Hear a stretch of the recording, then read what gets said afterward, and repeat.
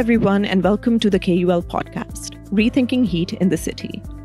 This is a series of podcasts where we look at climate change through the lens of social, economic, and gendered inequalities, using Karachi as a backdrop.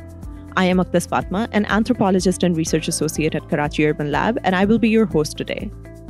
The Karachi Urban Lab was set up in Pakistan in 2016 in a context where data production on the urban remains top-down and largely technocratic. Over the last few years, we have been investigating and understanding the complex challenges of urban planning, affordable housing, infrastructural development, and climate change. Our current project, KUL Infrastructure's Life with Heat in the Off-Grid City, is focused on 4 global cities that are critical for understanding the future of life with heat: Karachi, Pakistan; Jakarta, Indonesia; Hyderabad, India; and Yaoundé, Cameroon. This project is funded by GCRF. Our research project aims to enhance our understanding of social and technical infrastructures for cooling and the intersections of heat, climate, and bodies. As we head into the summer months with heatwave alerts and global outcry regarding alarming temperature rises in South Asia in full force, the KUL team has embarked upon an extensive environmental monitoring project. As part of this exercise, the team has deployed 15 weather stations to install across all 7 districts of the city to gauge Karachi's microclimates and subsequently evaluate the effectiveness of heatwave alerts and heat mitigation practices. However, the process of acquiring this equipment, setting it up, and then using it to analyze the city's climate is far more complicated than one would assume. In this episode, the KUL team discusses the challenges they face while setting up their equipment, their learnings, and what they hope these weather stations can contribute to the landscape of environmental data generation in Pakistan. I am joined by my colleagues at Karachi Urban Lab, Mohammad Toheed, Soha Macktoom, and Atufa Samo. Thanks everybody for joining me. So let me begin by asking, what prompted this exercise? And I want to expand on this with reference to a couple of things. The first of which is, why monitor the environment at all? And secondly, why in 15 different locations within a single city? Thank you, Agnes, for asking this. I think the purpose of environmental monitoring varies in many situations. In the context of Karachi, the 2015 heat wave triggered the need for monitoring the environment because the ratio of mortalities that happened during the heat waves was high in the vulnerable zones of Karachi compared to those living with better infrastructure. With heat waves becoming an object of climate governance for planners, policymakers, and many NGOs engaged in on-ground relief work, the resulting actions on overheating undertaken by urban governors and policymakers remain top-down and challenged by unexamined assumptions about the vulnerabilities of poor groups. My colleague Soha would better elaborate on the importance of microclimates. Right. Thank you, Atufa. So, we need to understand what a microclimate is. A microclimate, by its standard definition, is a local set of atmospheric conditions that differ from those in the surrounding areas. But in simpler terms, it is essentially the localized climate that is observed over a small area and on a much micro scale. Because there exist different spatial, temporal variations within a region as well, and they can occur and persist over time. And this has established the need to study them in a more detailed manner in recent years. Now, microclimates, of course, are more pronounced in topographically dynamic zones, which are mountainous areas, islands, but also coastal areas. And since Karachi is a coastal city, we have observed over time that Karachi does host a set of different microclimates because these are dominated by different topographical and physical landscapes. There are certain populations that live closer to bodies of water. Even the type of water body has a major difference on the kind of humidity and temperature that is experienced. Dense urban areas experience a different sort of weather conditions, while those that exist in concrete and asphalt-heavy areas with low vegetation cover experience different environments. And so this complex climatic profile that sort of forms Karachi's landscape needs to be studied in greater detail, and this is what we set out to do, to study Karachi's various microclimates in the different settlements and to understand the spatial and seasonal variations that take place and that have been a result of the city's uneven morphological and climatic terrains, and which has altered the way that people in these different settlements experience the weather. And I think Toheed is going to then elaborate on how we chose the different areas of Karachi and the different locations to study these on a higher resolution. Initially, we have checked for Karachi's temperature data, and it was surprising for us that a city of 25 million people has only one weather station installed at Karachi Airport by Pakistan Meteorological Department. And second station, the data for which is not publicly accessible. Hence, any academic work that studies the city's temperature changes has always relied on only one point.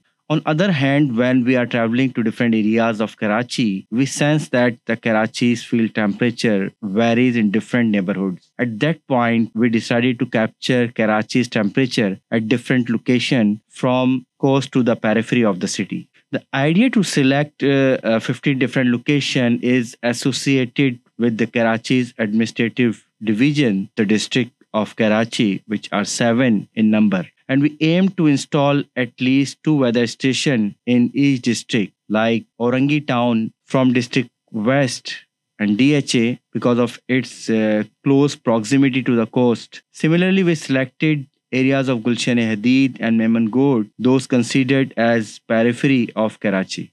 Right, that's really interesting, especially considering weather uncertainty in a city like Karachi, which always makes one question why weather forecasting systems and services are rarely trusted or even relied upon. But this, of course, puts that into perspective. So tell me a little about the weather stations. How did you go about selecting what devices to order?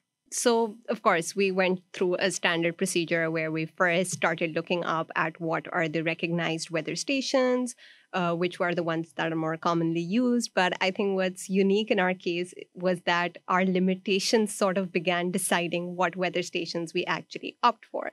So, for instance, our initial study revealed that Accurite is one of the companies that has a very well-recognized and technically sound weather station. There are other companies such as Ambient, which are good, but none of those were available in Karachi.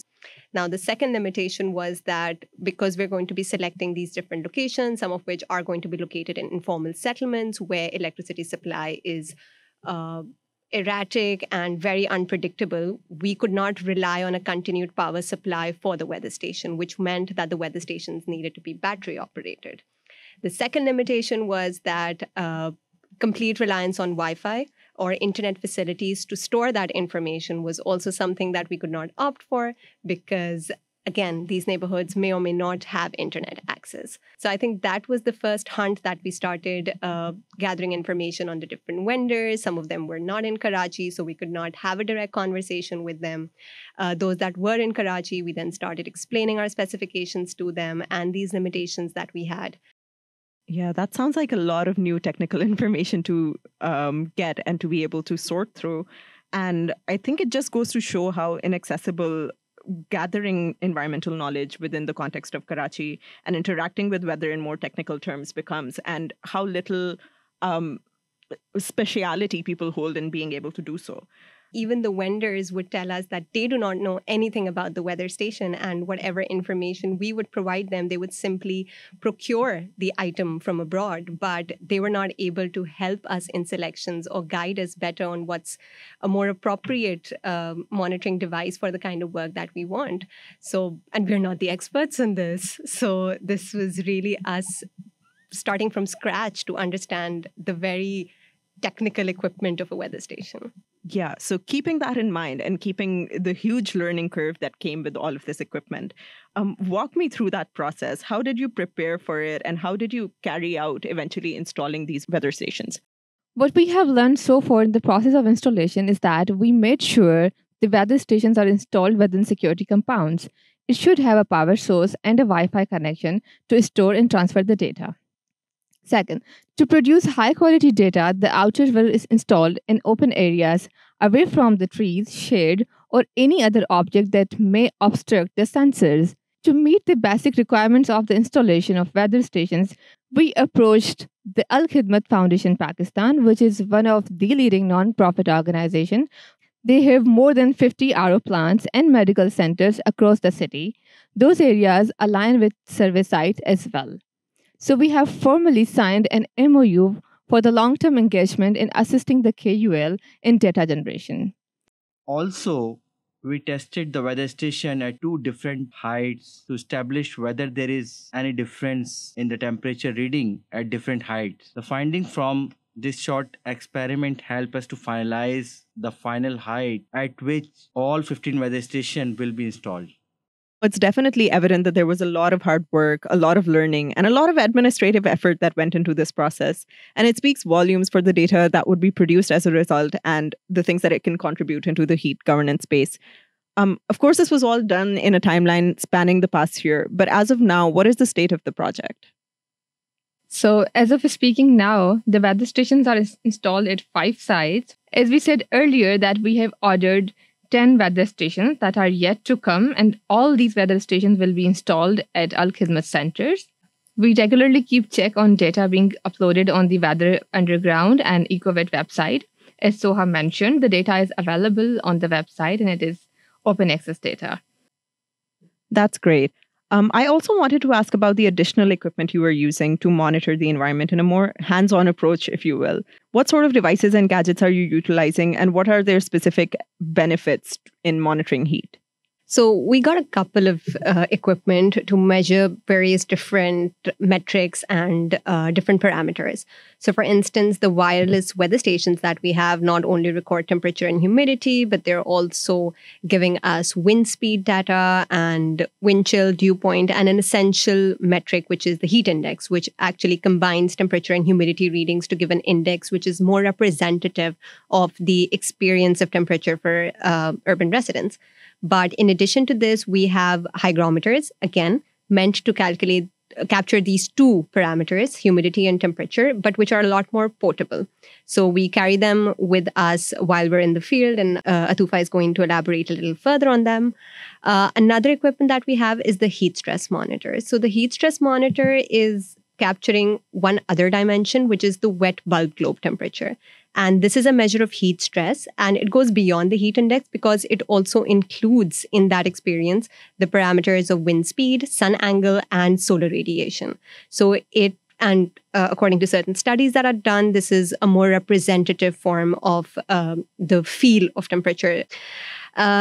And one last thing that we also have with us in the office and that we've been using a lot more frequently are thermal cameras. And so this thermal camera is a device that captures thermal images through contrasting temperatures using color gradients. So it's not only able to give temperature values for specific material surfaces, but also shows the variation in temperature within a single setting. I think Atufa is going to expand a little more on the hygrometers. So one of the devices that we are currently using to monitor temperatures and relative humidity is the digital thermos hygrometer, which also works as a USB data logger. So the interesting thing about this tiny device is that it is very handy. You could easily keep it in your bag. And in the field, people are not offended by the device due to its size and shape.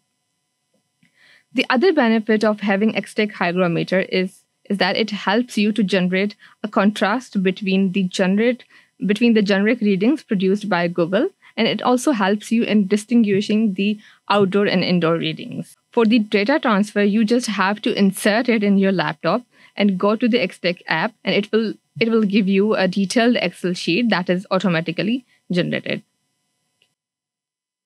Great. That all sounds super exciting, and it's really interesting to see how perceptions of heat can be quantified and can also be understood through so many different variables. What kind of data do you hope to accumulate through these stations? And what significance would this data hold in current as well as in future research regarding the climate, and in your experience, more specifically, heat? So we're still sort of in the preliminary stages of figuring out what all we can do with this data because there is so much information embedded in them. But there's also some very interesting findings that are coming out at this point. So for instance, the two weather stations that we have installed, one in Orangi and one in Defense, they've been showing readings that present a new way of thinking about these temperature variations. So for instance, the temperature readings in the Defense weather station are generally 5 degrees lower than those in Orangi town, but the humidity works opposite. So the humidity at the Defense weather station is always much, much higher than that which we experience in a relatively more rocky or hilly area like Orangi. And while essentially, this means that the heat index remains somewhat same, but the experience of heat for these residents who are living in different parts of the city is very different because of these parameters that are operating in different ways. And that again feeds back into our initial argument about microclimates, on why we need to study microclimates and why it is important to have localized understandings of temperature variations, because it's also going to help those who are working on ground in relief work, specifically in times of heat events such as heat waves. And where exactly is the impact of those temperatures the highest, and where immediate heat wave camps or other such arrangements are required. So that's one thing that we've been thinking about. I think my colleagues will elaborate more. So yeah, I think monitoring the environment would keep us informed and guide us on how to manage and mitigate the impacts of climate change. It is also essential for evaluating the environmental planning and policy by providing us alerts for the future problems. I believe that the major contribution of these devices, including weather station, would be the data generation. As we mentioned before, that we are concerned more about the microclimate data because it wouldn't be appropriate to have a generalized understanding of the heat. Since we do not have a substantive data on the microclimate, considering that each of the zones are diverse in multiple ways, be it topography, infrastructure, social and economic conditions, that all are tied up with the overall impacts of the climate change, especially the heat angle. So our goal here is to produce the data that will assist urban planners and state actors in not only making a thorough decisions, but also practically managing the heat governance. That's amazing and definitely very, very necessary in today's context. I think I'd like to conclude by asking you that throughout this whole process, what were the most forthcoming learnings for you specifically? What did you take away from this whole process of gathering weather stations, learning how to operate them, installing them, learning about microclimates? What did you learn about conducting climate research in Karachi's context and your positionality within it? Okay, so yeah, I wouldn't shy away in claiming that it was a huge learning curve for everybody in the team. And since I'm not a technical person and I have a different background of dealing with ethnographic and qualitative data, so I could also reflect on the frustration that I had while learning how to operate the devices. For an anthropologist and a non-technical person who has been working on heat and climate, I would say the significant take would be that we are now part of a climate research that offers us new ways of generating data in a technical and non-technical ways for long-term implications. Yeah, taking from what Atufa just elaborated, because my background, of course, is in architecture. And while we're designing buildings or even during our academic lives, we're so focused with form and function that the element of climate and thermal comfort remains very isolated from the way that we design our buildings, or at least the conceptual framework in which we start designing our buildings. And I think this entire process of the weather data that we've been gathering, the kind of temperature variations that are visible, not only experienced, but also in a quantified manner, really gives us ways of rethinking how we design our buildings, rethinking how we look at certain elements of the built landscape in which we're contributing to worsening the experience of heat for people inside as well as outside. And I think this kind of data that we're getting really puts it at center stage of why we need to think about these things and why it's more important now than ever to start reconsidering the way that we're looking at our cities. That's incredible. And I really applaud you for all your efforts in doing this, because it really shows that the challenges we face today are increasingly multidisciplinary and need people like you from all varieties of disciplines to engage with each other and engage on data such as this to be able to come up with unique and effective and sustainable solutions for cities that are heating up. Thank you guys so much. And thank you to everybody who tuned in. I hope this conversation gave you some insight into the nuances of environmental research and also conveyed the importance of taking up these exercises in today's context. If you would like to learn more about Karachi Urban Lab or the KUL Infrastructures Project, please visit us on our websites, www.karachiurbanlab.com and www.kulinfrastructures.com. Until next time, goodbye.